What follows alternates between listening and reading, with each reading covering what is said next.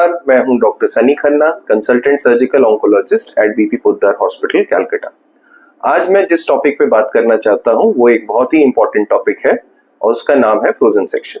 Frozen section एक तरह की पद्धति है जो कि कैंसर के ट्रीटमेंट में हमें हेल्प करती है डायग्नोसिस करने में, और ट्रीटमेंट में ये भी बताती है कि जहां से हमने सर्जरी की है उसमें हमने कितनी दूरी मेंटेन की है कैंसर से।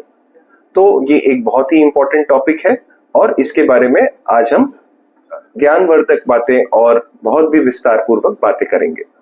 फ्रोजन सेक्शन एक तरह की बायोप्सी है जिसमें कि टिश्यू को जब हम ऑपरेशन कर रहे होते हैं उस दौरान निकाला जाता है और बिना किसी पदार्थ के मिलाए, जैसे कि फॉर्मेलिन, नॉर्मल सलाइन, एक सूखे कंटेनर में इसे पैथोलॉजी लैब में उसी समय भेजना पड़ता है।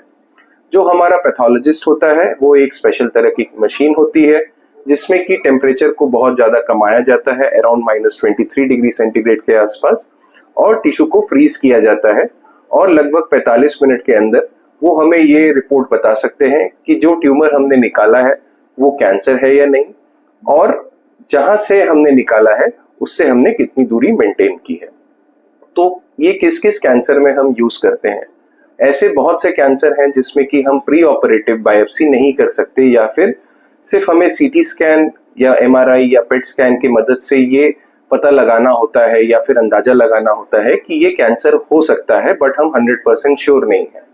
और अगर हम बायोप्सी करते हैं तो मरीजों को ज्यादा हानि हो सकती है इस तरीके से कि स्टेज जो है वो बीमारी का बढ़ जाता है। तो ऐसी कौन कौन सी बीमारियां हैं?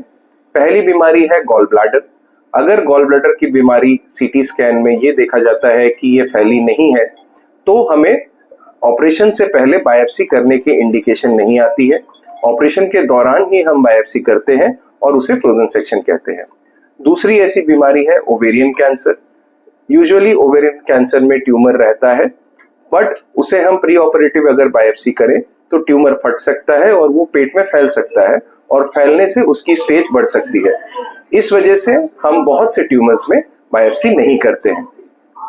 ऑपरेशन के दौरान इस ट्यूमर को निकालना है और जैसे मैंने कहा कि पैथोलॉजी लैब में भेजना है, और वो हमें टिश्यू डायग्नोसिस, मतलब कि ये बता सकते हैं कि इसमें कैंसर है या नहीं, और बहुत बार ये भी बता सकते हैं कि कैंसर कितने कौन से प्रकार के हैं, जिससे कि हमें ये मदद मिलती है कि दोबारा पेशेंट को ऑपरेशन थिएटर में नहीं लाना पड़ता है। और अगर कैंसर आता है फ्रोजन सेक्शन में तो हम पूरी तरीके से जो कैंसर में ट्यूमर और ग्लैंड्स और वगैरह निकालने की जरूरत है वो उसी समय ऑपरेशन को कंप्लीट कर सकते हैं। बट क्या इसके सिर्फ फायदे ही हैं? नहीं, ऐसा नहीं है, क्योंकि बहुत बार जो बायोप्सी रिपोर्ट हमें 7 से 10 दिन में मिलती है वो हम 1 घंटे में पता लगाने की कोशिश कर रहे हैं। तो फॉल्स नेगेटिव, मतलब कि ट्यूमर है और ट्यूमर नहीं पता चल रहा है।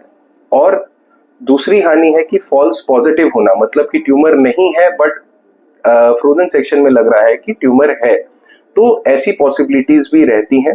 इसीलिए अच्छे सेंटर जहां पे ऑन्कोपैथोलॉजिस्ट होते हैं वहां पे हमें ये बायोप्सी करनी चाहिए और उसके बेसिस पे हमें फर्दर ट्रीटमेंट प्लान बनाना चाहिए।